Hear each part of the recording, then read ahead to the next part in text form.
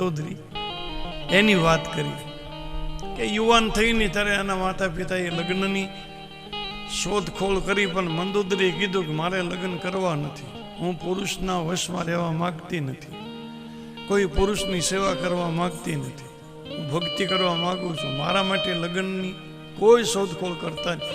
એવી એક વાત મહિષાસુર લાવ્યો છે. અને પછી એની સખી હતી, એની સખી પણ સમજાવે કે ભાઈ તું લગ્ન કરી લે, આજે તું ના પાડે, પણ પછી તારી યુવાનીનો સમય આવશે ત્યારે બહુ તકલીફ ઊભી થશે, પસ્તાવો થશે, અને પછી તારી ઉંમરે પાકી જશે, પછી તારો હાથ પકડે એવું કોઈ નહીં હોય. પણ આ મંદોદરી એની બેનપણીને કહી છે કે તું મને આવી વાત કરમાં, મારે લગ્ન કરવા જ નથી, મારો નિર્ધાર છે. પછી એની નાની બેન ઇન્દુમતી છે, મંદોદરીની નાની બેન, એનો સંયવર હોય છે, એનું લગ્ન હોય છે, અને ઘણા બધા રાજાઓ આવ્યા હોય છે. એમાં એક મદ્ર દેશનો રાજા હતો કે દુરાચારી હતો, શરાબી હતો, દારૂડિયો હતો. ખબર નહીં, પછી તો મંદોદરી એને ગમી ગયો છે ને મંદોદરી એના માતા પિતાને કીધું મારું લગ્ન એની સાથે કરી દો. લગ્ન કરે છે ને પણ એ રાજા ચારિત્ર ભંગ કરે છે, એમાં ચારિત્રની શુદ્ધિ નથી.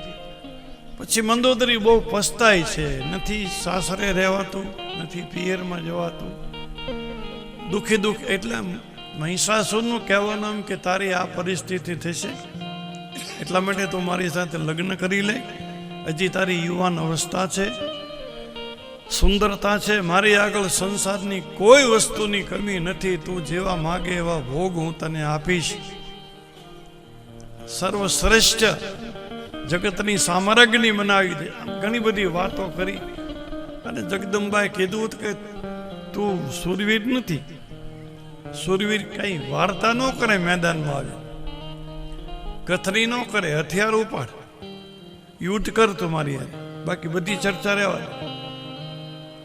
અને પછી મહિષાસુરને ક્રોધ આવ્યો છે, અને માતાજીનું ને મહિષાસુરનું બહુ મોટું યુદ્ધ થાય છે. મહિષાસુરે માયાવી છે, એની આગળ તમામ મંત્રોની તાકાત છે, એટલે ગમે એવા રૂપ લઈ, ક્યારેક એ હાથીનું રૂપ લે, ક્યારેક એ ભૂંડનું રૂપ લે, ક્યારેક એ સિંહનું રૂપ લે, ક્યારેક ભયંકર પાડાનું રૂપ લે, ક્યારેક અદ્રશ્ય પણ થઈ જાય, આકાશમાં એ ખબર નહીં ક્યાં જતો રહે.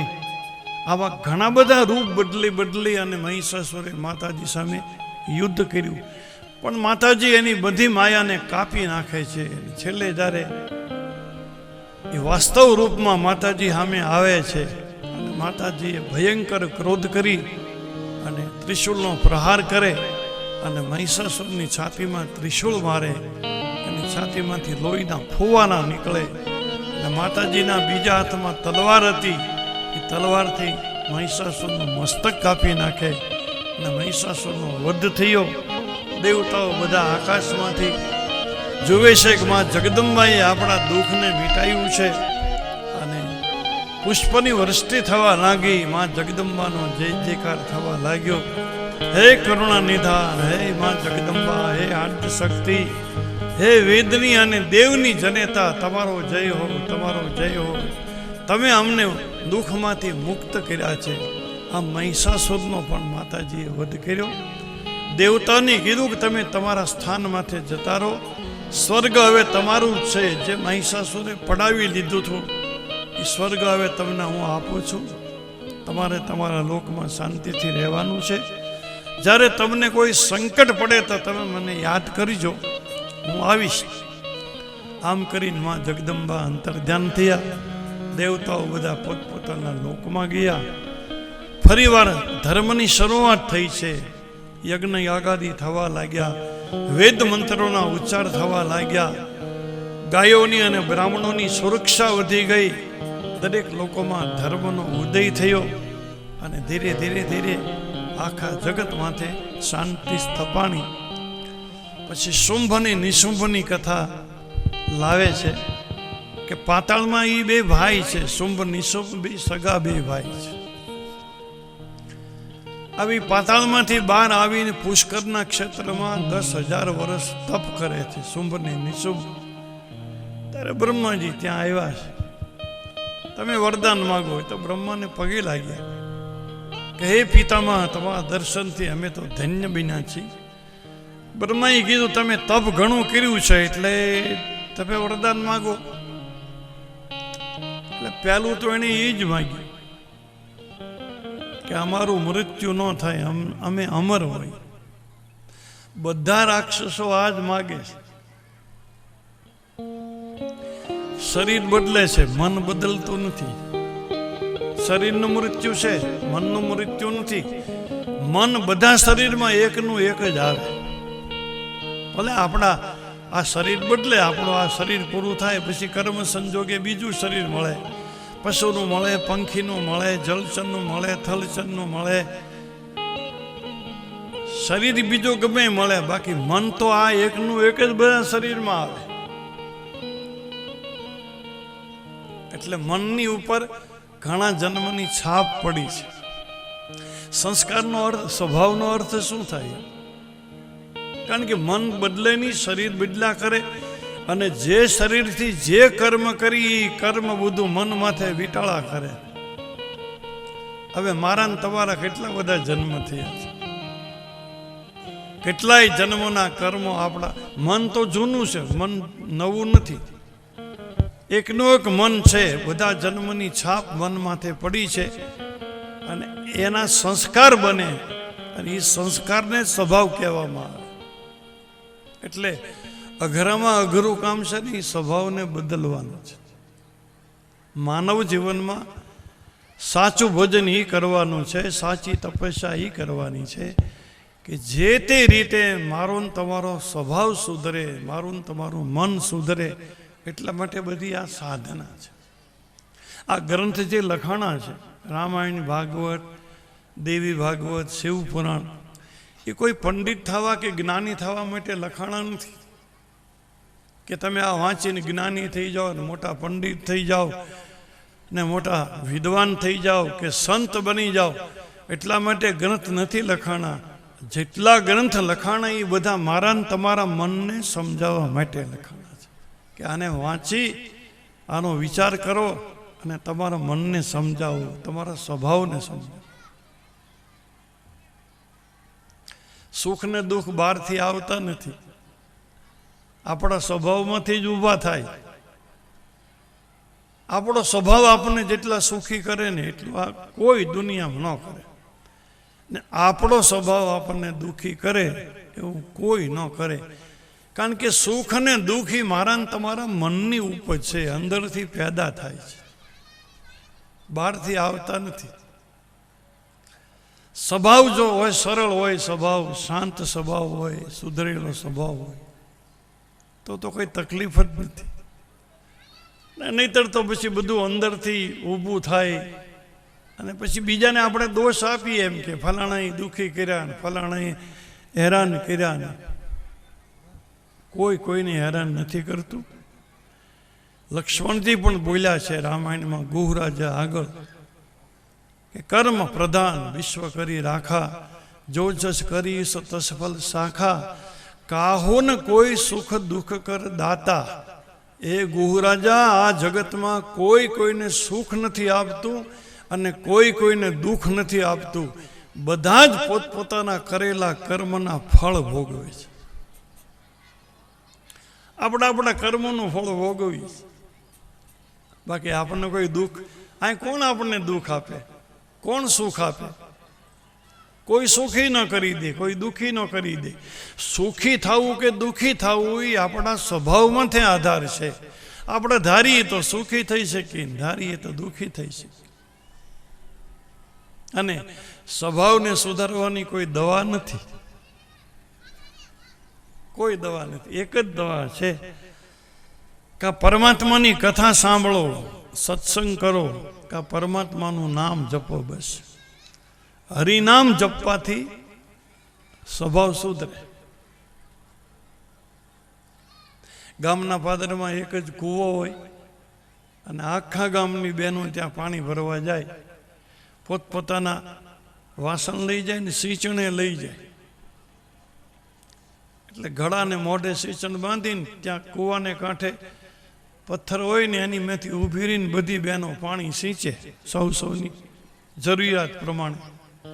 હવે સિંચણ તો કાંથાનું હોય કે સૂતરનું હોય, એ કાંઈ પથ્થર જેટલું કડક ન હોય, પણ રાત દિવસ પાણી સિંચાય ને એટલે એ સિંચનને હિસાબે પથ્થરમાં આંકા પડી જાય, અમે એની નિશાની પડી જાય, પથ્થર કપાઈ જાય. એમ આપણો સ્વભાવ ભલે પથ્થર જેવડો હોય, પણ હરિનામનું સિંચન ચાલતું હોય ને, ભગવાનના નામનો જપ હાલતો હોય ને, તો આપણા સ્વભાવમાં ફરક પડી જાય. અને આના ઘણા પ્રમાણો છે.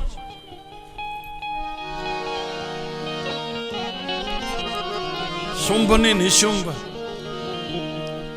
પુષ્કરમાં તપ કરે છે 10,000 વર્ષ. બ્રહ્મા આવ્યા છે. બ્રહ્માએ કીધું માગતું તો અમને અમરત્વ મળે, તો કે ખોટી વાત છે. અમરાય કોઈ છે જ નહીં, જે આવે એને મરવું જ પડે છે. ઋણાનું મનથી આ જગતમાં બધા આવે છે. અને હું તો તમને એમ કહું કે કોઈનું દુઃખ ન લગાડવું. બાપે દીકરાનું દુઃખ ન લગાડવું, દીકરાએ બાપનું દુઃખ ન લગાડવું, ભાઈએ ભાઈનું દુઃખ ન લગાડવું. આપણું લેણું હોય ને તો લેવાય, લેણું ન હોય તો ન લેવાય. અને બધા કાંઈ આપણને સુખી કરવા આવતાય નથી. તમે એવું આપણા ઘરના પરિવારમાં તે પછી પત્ની હોય, દીકરો હોય, બેન હોય, ભાઈ હોય, બાપા હોય, એ કોઈને કોઈ ઋણાનું બનથી બધા અહીંયા સંબંધથી જોડાયેલા છે. કોઈક પિતા બને, કોઈક પુત્ર બને, કોઈક મા બને, કોઈ પત્ની બને, કોઈ પતિ બને. લેણા દેવીના સંબંધ છે, ઋણાનું બંધ છે એટલે આવ્યા છે. અને અહીંયા બધાના ઋણ પૂરા થઈને પછી જુદા પડી જાય છે, પછી ફરીવાર મળે કે ન મળે.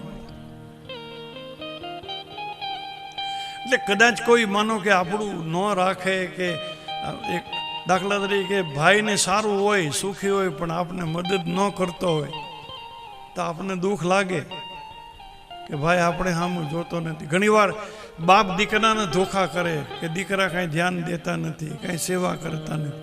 ઘણીવાર દીકરાઓ મા બાપની ભૂલ કાઢતા હોય કે અમને સાવ એમ નામ પહેર્યા લુગડે ઘરમાંથી કાઢ્યા, અમને કાંઈ ભાગ લાગ આપ્યો નહીં.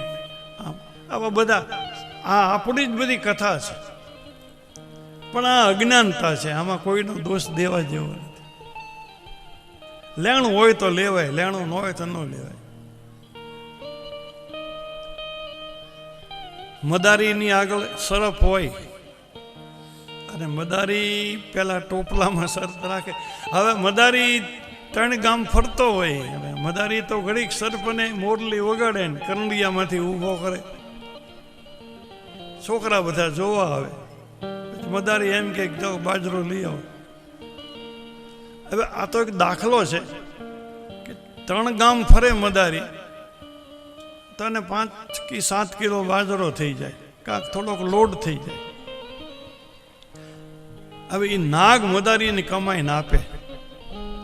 મદારી નાગ કોઈ સગા નથી, એ ભાઈ નથી, બાપ દીકરોય નથી. પણ નાગના જીવાતમાં એ મદારીનું કોઈ જન્મે ખાધું હશે ને તો આજે કાળો નાગ થઈને પણ કમાઈને દેવા આવે. એટલે લેણું હોય ને તો કાળા નાગ કમાઈને આપે, પણ લેણું ન હોય ને તો સગા દીકરાય ન આપે. એટલે અહીંયા કોઈનું દુઃખ ન અગાવડે. મારો કહેવાનો એ ભાવ છે, આપણે સમજી લેવું જોઈએ કે આપણે લેણા દેવી નથી.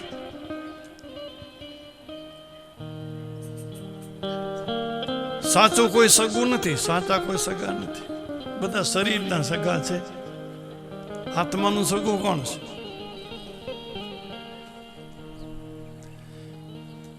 નદીની કિનારે વડલાનું ઝાડ હોય, સાંજ પડે એટલે જનાવર ત્યાં આવે, 2-5 આમથી આવે, 2-5 આમથી આવે. એ કોઈના સગા ન હોય. એક રાત ગાળવા ઝાડવા માથે આવે, એક રાત રે ઝાડ માથે, સવાર થઈને ત્યારે જુદી જુદી દિશામાં ઉડી જાય ચણવા માટે. એ ઉડી ગયા પછી બીજી વાર પાછા ભેળા થશે કે નહીં થાય એવી કાંઈ ખબર નથી. એમ સંસાર એક ઝાડવું છે, આપણે બધા પંખીડા છીએ, ઋણાનું મનથી અહીંયા ભેળા થઈ ગયા છે. ભાઈ કે અહીંથી ગયા પછી મારો ને તમારો મેળાપ થશે કે નહીં થાય એ કાંઈ ખબર, પાછા મળશું કે નહીં મળે. એટલે મારા કાક બાપુ લખે છે, પંખીડાનો મેળો રે બેઠો એક જાણ રે,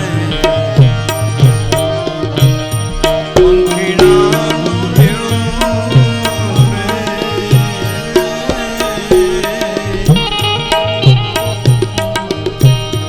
બેઠો એક જાણ રે,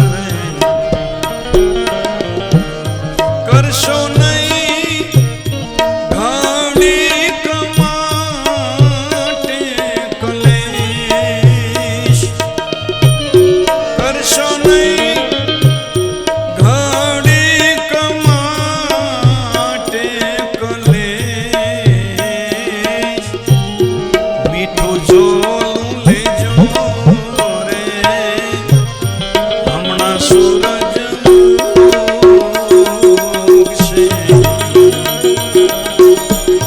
મીઠું જોલું લેજો રે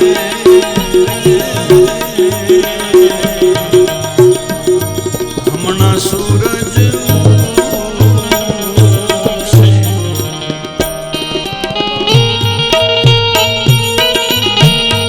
ઉડી જાજો, ઉડી જાજો ચણવાને જુદે જુદે દેશ, ઉડી જાજો ચણવાને જુદે જુદે દેશ, પંખીડાનો મેળો રે બેઠો એક જાણ રે.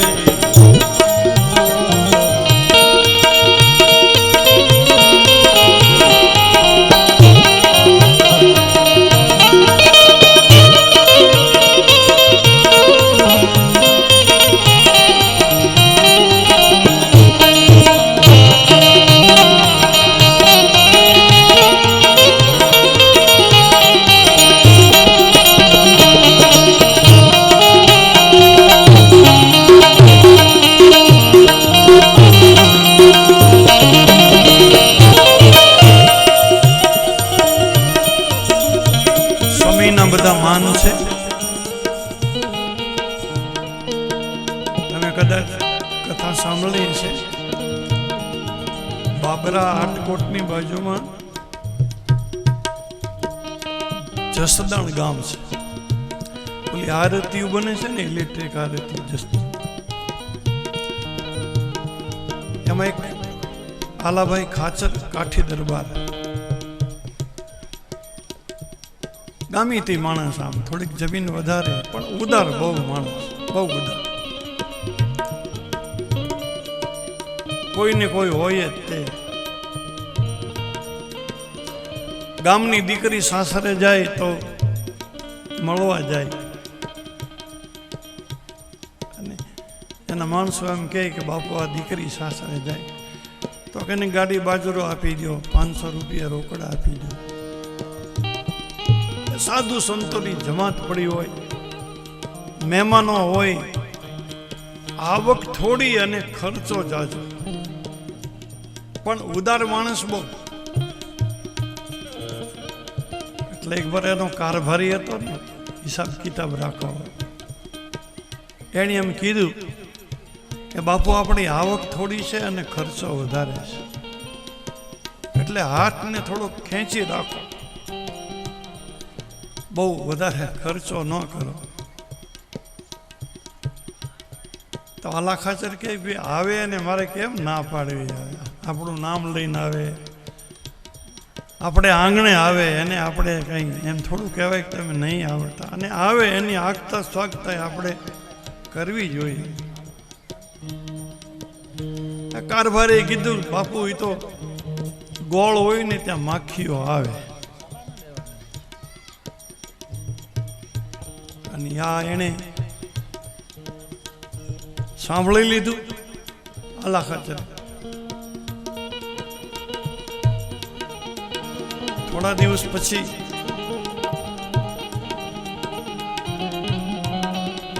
માતાજી ઉપર વહી આવો માતાજી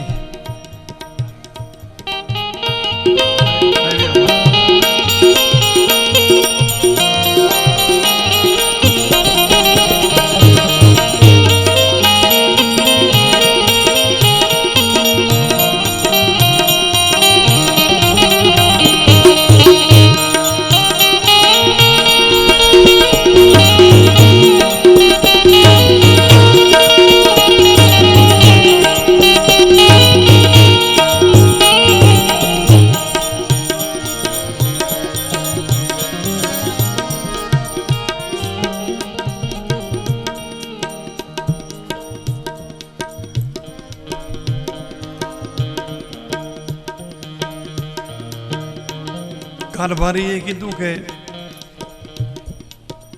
તમે એમ કહો કે આવે બધા કેમ ના પાડવી, પણ બાપુ ગોળ હોય તો માખીઓ તો આવે છે.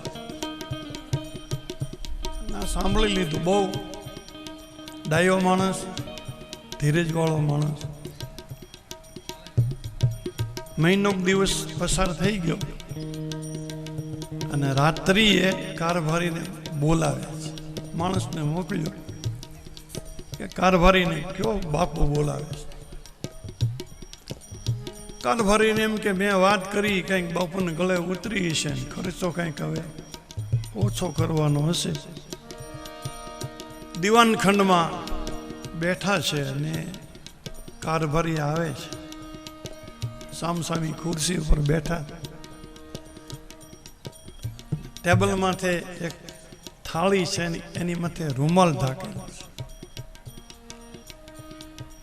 પેલા કારભારીએ કીધું બાપુ કઈ કામ પીડ્યું, રાત્રે બોલાવ્યો? તો કે હા. આ રૂમાલ ખેંચી લો થાળી ઉપરથી. આ રૂમાલ ખેંચ્યું ને થાળીમાં ગોળ હતો, ગોળથી ભરી લીધી.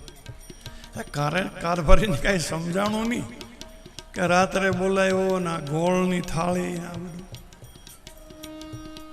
એટલે આલા ખાચરે કીધું કે તમે કહેતા હતા ને ગોળ હોય તો માખીઓ આવે, અત્યારે તો આવતી નથી. કારભારી કે બાપુ રાતે માખી ન આવે તો દિવસ હોય તો માખી આવે. તો કે મારો દિવસ હોય ને તારે કોઈક મારે ઘેરે આવે, મારો દિવસ ન હોય ને એ મારે ઘેરે કોઈ ન આવે. એક વેલ માથે ફૂલ ખીલ્યા હોય, ફૂલની જિંદગી કેટલી હોય? 4 કલાક. ફૂલની વેલ માથે ફૂલ હોય 4-6 કલાક. કાંઈ ખરી જાય ને કાંઈ એને કોઈ તોડી જાય. પણ ફૂલના જીવનમાં હાંસલ કેટલું કે જ્યાં સુધી વેલ માથે છે ત્યાં સુધી કોકને સુગંધ આપી દે એ ફૂલના જીવનમાં ફાયદો છે. વેલડીના ફૂલડા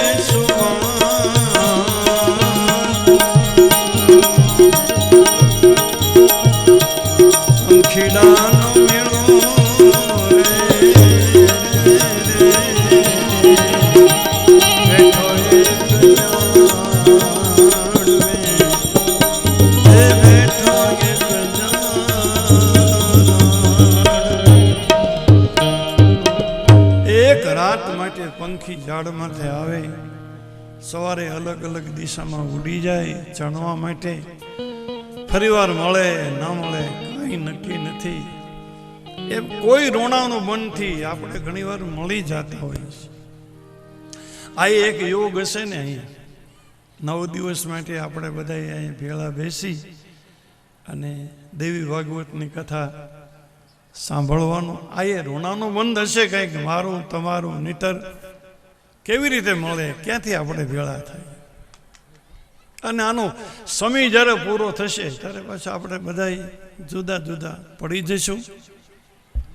ફરીવાર પાછો આ સમો આવે, ક્યારે આવે કે ન આવે એ તો હરીને હાથ છે, માણસના હાથમાં નથી.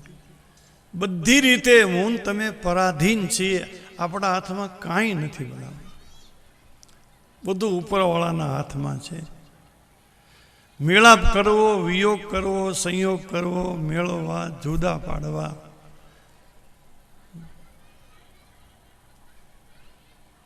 વિવેક બુદ્ધિથી મારે ને તમારે વિચારી શાંત મન રાખીને આ જીવન જીવવા જેવું છે. આમાં કોઈને દોષ દેવા જેવો નથી, કોઈના દુઃખ લગાડવા જેવા નથી.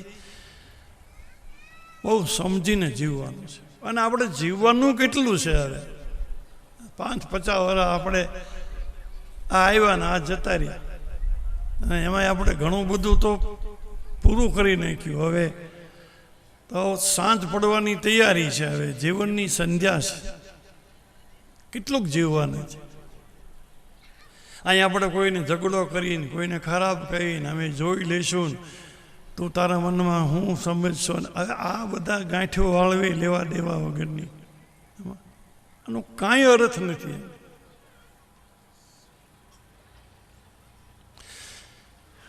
એક મહાત્માજી સૂતા હતા મંદિરને ઓટે, ગામના જાપે.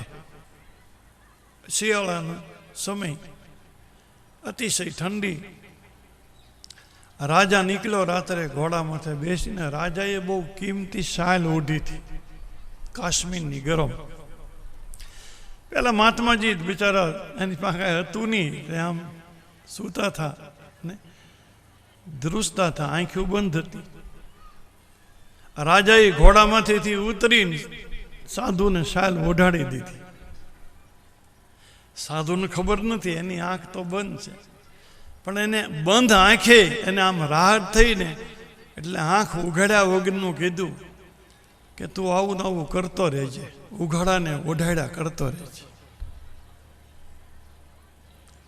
કલાક પછી એક ચોર નીકળ્યો. ચોરે જોયું, ચોરને જોયું હવે આ બાવાને આ શાલની શું જરૂર છે? બાવા તો પીડાય, એને તો ઘણા નહીં. તો ચોર શની શાલ ખેંચીને ભાગતો હતો.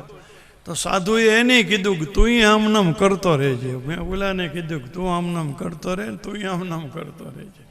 એટલે આ સંસારમાં આવું છે બધું. શાંતિથી હું તો કોઈ સંતોષ રાખીને જીવવાની વાત છે. બને એટલા પરમાત્માનું જો ભજન થાય હાલતા ચાલતા. આપણે કાંઈ યોગીઓ નથી કે આપણે કાંઈ નાક દબાવીને સમાધિ લગાવવાની નથી, ઉપવાસ કરવાના નથી, હાડકા ગાળી નાખો, એવું આપણે કાંઈ કરવાનું નથી. ઘેરે બેઠા બેઠા શાંતિથી ભગવાન જે કાંઈ દાળ રોટી આપે એ ખાય અને પરમાત્માના હાલતા ચાલતા નામ લેવાય ને. શંકરદાન બાપુએ લખ્યું છે લીમડીવાળાએ કે સંસારમાં સુખ પામવા કંગાલનું દુઃખ કાપવું, યાચક અતિથિ યથાસ્થિતિ એને દાન અન્નનું આપવું, પરણી પ્રિયા પર પ્રેમ રાખી, ઉચ્ચ કરણી આચરી અને આ ભવ દધી તરવા ભાવથી હરદમ સમરવા શ્રીહરિ. આપણે સંસારી ગ્રસ્તી લોકો છીએ, આપણે ધંધાવાળા માણસો છીએ, સગા સંબંધીમાન કુટુંબ કબીલામાં ફસાઈ ગયેલા છીએ. આપણાથી કાંઈ મોટા જગન થાય નહીં ને મોટા કાંઈ દાન દેવાય નહીં. આંગણે જે અતિથિ અભ્યાગત સમય આવી જાય કોઈ સંત ભિખારી, આપણામાંથી ટુકડો થોડોક આપી દેવો, જમાડી દેવો. પાપ વગરનું જીવન જીવવું એટલે મારો ને તમારો ઉદ્ધાર જ થઈ જાય. આમાં બીજું કાંઈ કરવાનું નથી. કોઈ મોટા યજ્ઞ યાગાદી નથી કરવાનું, કોઈ મોટી તીર્થની જાત્રાએ ન થાય તો ન કરવી. એમ થાય, હું ના નથી પાડતો, થાય તો કરી, પણ આ બહુ હવે કળિયુગમાં એ જરૂરી નથી. અને દુઃખ તો કોની ઉપર નથી આવતા સંસારમાં? આ દુનિયામાં જે કોઈ આવ્યા એ કોની માથે દુઃખ નથી આવ્યા? તમે એમ કહો. ભગવાન એવા ભગવાન માથે દુઃખ નથી આવ્યા? પાંડવો માથે દુઃખ નથી પીડ્યા? અને એક વાત એ છે કે આપણે જેટલું સહન કરી શકીએ ને એટલું જ દુઃખ આપણી માથે આવે, વધારે આવે નહીં. તમે માગો તો એ ન આવે, કારણ કે એને ખબર છે કે આ કેટલું સહન કરીએ. કે જેટલું આપણાથી સહન થાય એટલું જ દુઃખ આપને માથે આવે. તમે મંદિરે જઈને કદાચ એમ કહો કે હરિચંદ્ર માથે જે દુઃખ પીડ્યા એવા અમને આપજો, હે ભગવાન પાંડવોને જે દુઃખ પીડ્યા એવા અમને આપજો, તો કાંઈ પરમાત્મા આપે નહીં. એને ખબર છે કે એ તારી તાકાત નથી, એ તું સહન ન કરી શકે. એટલે જે આપણાથી જેટલું સહન થાય એટલું જ દુઃખ આવે, અને એ એને ખબર છે પરમાત્મા. એટલે બહુ આમ હિંમતે હારી જાવીની સમય તો છે, નબળો પાતળો બધા માટે આવે. રામ જેવાને મનમાં જ જવું પડ્યું. અને તમે કૃષ્ણનું જીવન જુઓ. તમે 125 વર્ષ જીવા કૃષ્ણ ભગવાન આ ધરતી ઉપર. એમાં 11 વર્ષ ને 52 દિવસ વરદને ગોકુળમાં રહ્યા ને એ જ એના જીવનનો આનંદ કૃષ્ણને. પછી કોઈ દી આનંદ મળ્યો જ નથી. એ ગોકુળમાં જે ગાયો ચરાવી ને વ્રજમાં રહ્યા ને ગોપીઓ કે ગોપ મિત્રો સાથે જે લીલા કરી જશોદા નંદની સાથે, 125 વર્ષમાં 11 વર્ષ જ શાંતિના. જેવું એને વ્રજને ગોકુળ છોડીને મથુરામાં ગયા ને એટલે ઝઘડા શરૂ થઈ ગયા છે. છેક સુધી મથુરામાં કંસની સામે યુદ્ધ કરવું પડ્યું. એનો સસરો જરાસંઘ આવ્યો, એની હારે યુદ્ધ કરવું પડ્યું. વળી ત્યાંથી ભાગી અને દ્વારકા ગયા. દ્વારકામાં 56 કોટી યાદવો, એ અંદરો અંદરના ઝઘડા, કુટુંબનો ક્લેશ, એમાં અધૂરામાં પૂરું કૌરવ ને પાંડવોનું પાછું હારે આવ્યું. એની માથાકૂટમાં રહ્યા, સમાધાનની કોશિશ કરી, એ સમાધાન થયું નહીં. મહાભારતનું યુદ્ધ થયું. આમ કરતાં કરતાં એ ઝઘડામાં વિચાર તો કરો, 114 વર્ષ કૃષ્ણે કાઢ્યા, ઝઘડામાં કાઢ્યા. અને એની નિરાતે તો મૃત્યુ એને નથી મળ્યું. છેવટે પીપળાની થડે બેઠા અને પારાધીના બાણથી જેને આ જગત છોડવું પડે અકસ્માતથી. નહીતર એ તો સર્વેશ્વર હતા, કરતા હરતા હતા, ભગવાન હતા. પણ આ કર્મભૂમિ છે. સંસારમાં જે કોઈ આવે ને એ બધાને એના કર્મ ભોગવવા પડે. પરમાત્માની તો લીલા હતી, એને કોઈ કર્મ બંધન નથી. પણ આપણને એણે આ રીતે શીખવાડ્યું કે અમે પરમ તત્વો છીએ, અમે ભગવત તત્વો છીએ, છતાંય સંસારમાં આવ્યા પછી અમારે સંકટ ભોગવવા પડે છે.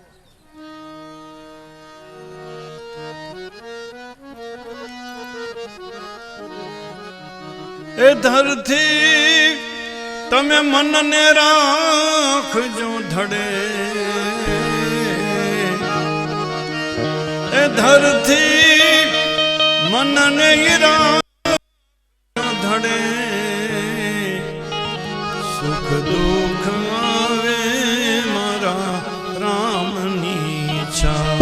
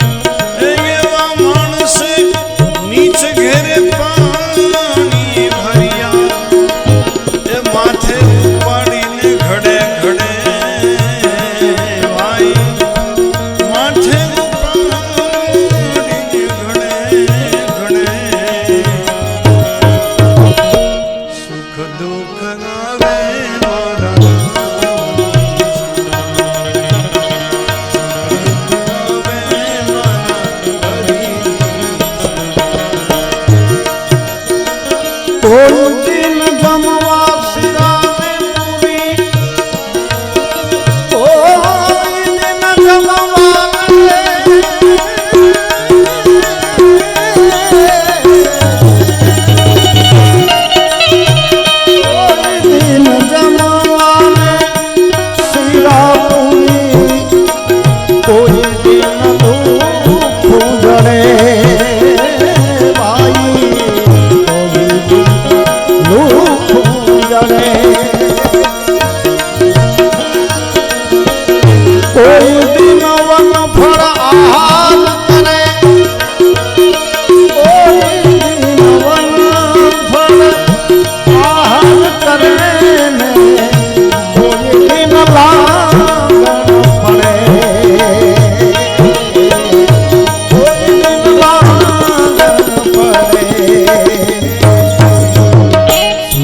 दुख आवे वारा वाला छाव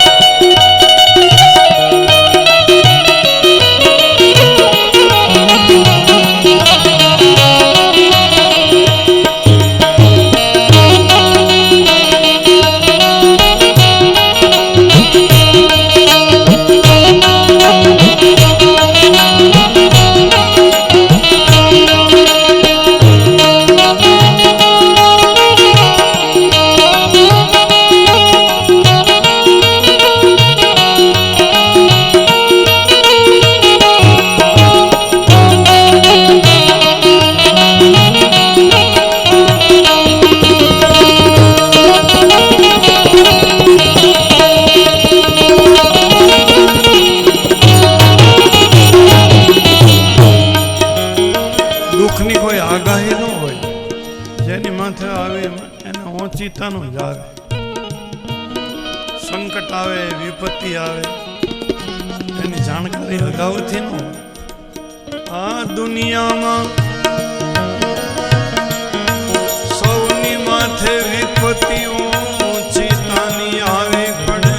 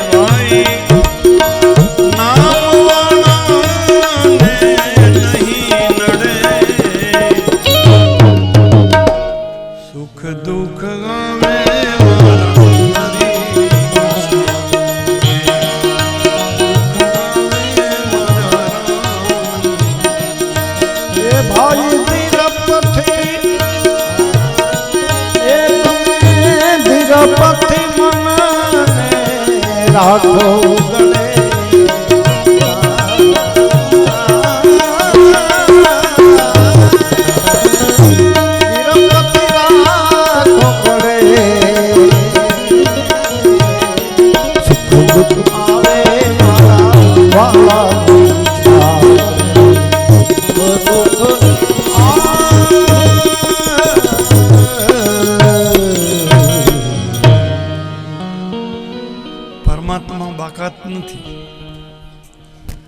ઈશ્વર આયા જગતમાં આવે ને તો એને આ બધા પ્રવાહોમાંથી પસાર થવું જ પડે છે. રામ પરમાત્મા છે. રામ અને સીતાને વનવાસ માં જવું પડ્યું ને, 27 વર્ષની ઉંમર રામની હતી અને 21 વર્ષની ઉંમર સીતાજીની હતી. હજી લગ્ન કરીને આવેલા જ હતા. ઘરે રહેવાનો સમય હતો. એ સમયે કૈકેયી માતાએ વનવાસ આપ્યો. ગંગાનો ખારવો ગુહુ રાજા રાત્રે એક રાતના રોકાણા છે ભગવાન, પણ રાત્રે રડી પીડ્યો છે. પથ્થરના ઓશિકા, ઘાસની પથારી. લક્ષ્મણજી જાગતા હોય છે અને ગુહુ રાજા એની સાથે વાત કરે છે. ગુહુ રાજા લક્ષ્મણને એમ પૂછે, લક્ષ્મણ, તમારા અયોધ્યામાં કોઈ સમજદાર માણસ ન મળ્યો કે જે કૈકેયીને સમજાવે? મને એ નથી સમજાતું કે રામ ને સીતાએ કૈકેયી માતાને એવો શું અપરાધ કર્યો કે કૈકેયી આ હાલતમાં મૂકી દીધા એને. ગુહુ રાજા બોલ્યા છે કે સુખ લેવાના અવસરે કૈકેયીએ રામ સીતાને દુઃખ આપ્યું છે, જેનો સમય સુખ ભોગવવાનો છે. તૈસીએ રઘુનંદન સુખ અવસર દુઃખ દિન.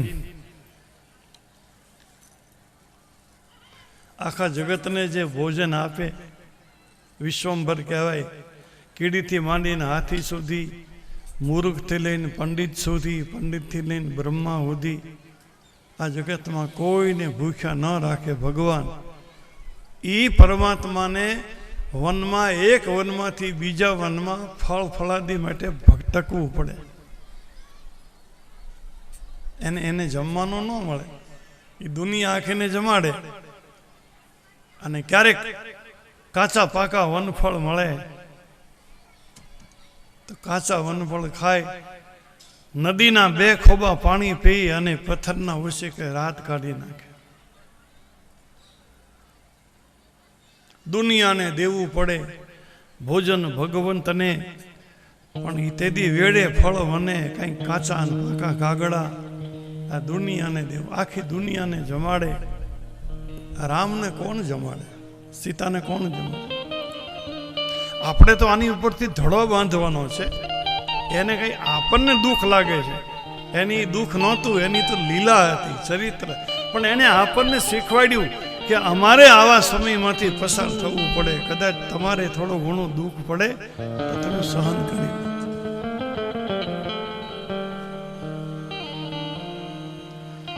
સીતાજી કોઈ સામાન્ય સ્ત્રી છે?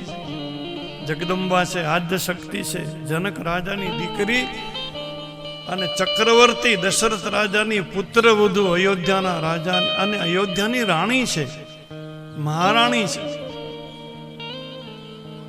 તમે વિચાર કરો, વાલ્મીકની ઝૂંપડીમાં રહે છે, એની સાથે બીજી કોઈ સ્ત્રી નથી. ઘાસની પથારી છે, કોઈ સુયાણી નથી. થથરતી જાંગે સીતાએ બેલડાના 2 દીકરાને જન્મ જંગલમાં આપ્યો છે, લવકુશ. કોઈ સ્ત્રી એના મદદમાં નહોતી. નહીતર એ સમયે તો બીજી માતાઓની જરૂર પડે ને. બાળકને જન્મ આપે તો 1-2 બહેનો બીજી જોઈએ. વાલ્મીકજી તો પુરુષ હતા. વાલ્મીકજી શું એમાં હતા?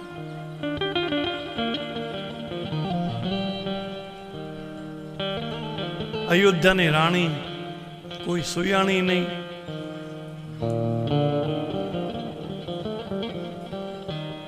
આપણા હિન્દુમાં રિવાજ છે, ગરીબમાં ગરીબ બાપ હોય અને એની દીકરી સાસરે જાય અને એની દીકરીને પહેલું બાળક જન્મે ને તો ભલે ગરીબ બાપ હોય, પણ એ 8 કાટનું સામાન્ય લાકડાનું 25-50નું પારણું દીકરીને આપે, ઘોડિયું દીકરીને આપે. સીતાજી તો જનકની દીકરી, પણ સીતાજીને એના દીકરાને હિંચવા માટે 25-50ના પારણાએ નહોતા મળ્યા, ઘોડીએ નહોતા મળ્યા.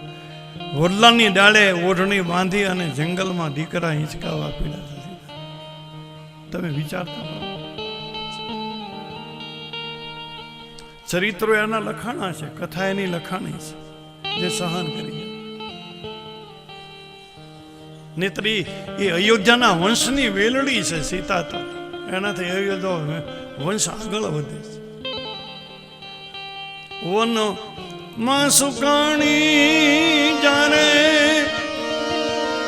એ વંશ કેરી વેલડી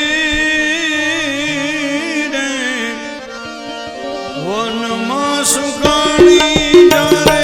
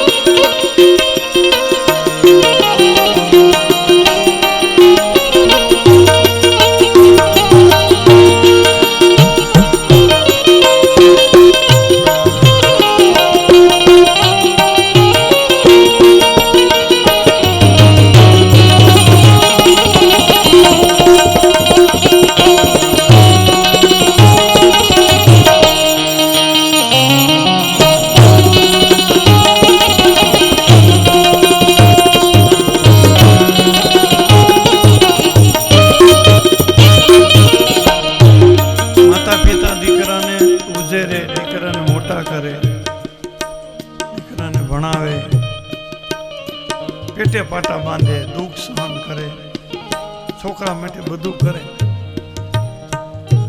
સારી નોકરી મળે, સારો ધંધો મળે, છોકરા સુખી થાય. માવતરના ગોવાળી કરે, સંતાનોની ગોવાળી કરે, શું કામ કરે? માવતરને શું જોઈએ છે? માવતર કઈ એમનો કઈક તમે અમને પ્લેનમાં બેસાડીને તમે ફેરવો, તમે અમને વિદેશમાં લઈ જાઓ, સોના રૂપાના હાર ને દાગીના, એ હાટું ન કરે. બધું જ મા બાપ કરે સંતાનો માટે. મા બાપની એક જ ઈચ્છા હોય કે કાંઈ જોતું નથી, છેલ્લી ઘડીએ દીકરાના હાથનું એક પાવળું પાણી પી જાય અને એના કાંધ માથે ચડી અને શમશાને પહોંચી જાય ને મારી આખી જિંદગીની કમાણીનું ફળ મળ્યું. આ મા બાપની ઈચ્છા હોય. પણ દશરથજીને 4 દીકરા, પરમાત્મા જેને ઘરે દીકરો થઈને આવે, એક દીકરાની 4 દીકરા. અને દશરથજી રામ રામ રટી અને પ્રાણ છોડી નાખે. દીકરાનો હાથ બાપને ન હેડ્યો અને 4 માંથી એકે દીકરાના હાથનું પાવળું પાણી દશરથજી ભાઈ. શું આ તમે વિચાર તો કરો, શું છે આ બધી લીલા? રામ રામ રટતા ઓઢી ગયા પિતાજી રે. રામ રામ રટતા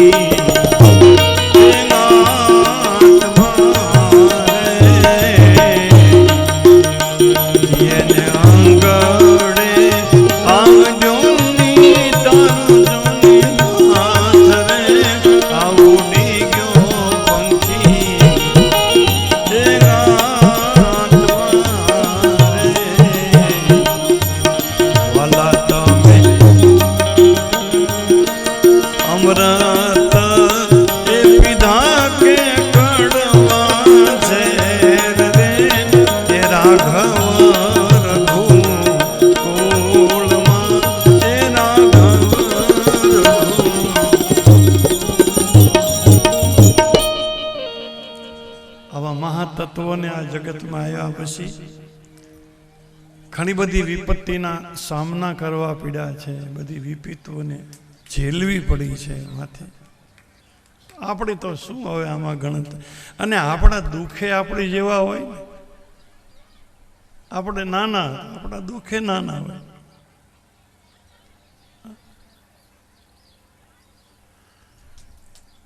એટલે સંસારમાં બધું આવ્યા જ કરે, પરિવર્તનશીલ સંસાર છે. એકની એક વસ્તુ કાયમ રહેતી નથી. સુખ કાયમ ન રહે, એમ દુઃખે કાયમ ન રહે. સુખની પાછળ દુઃખ, દુઃખની પાછળ સુખ, એ બધું આવ્યા જ કરે. શુંભ નિશુંભ રાક્ષસો પાતાળમાંથી બહાર આવ્યા છે.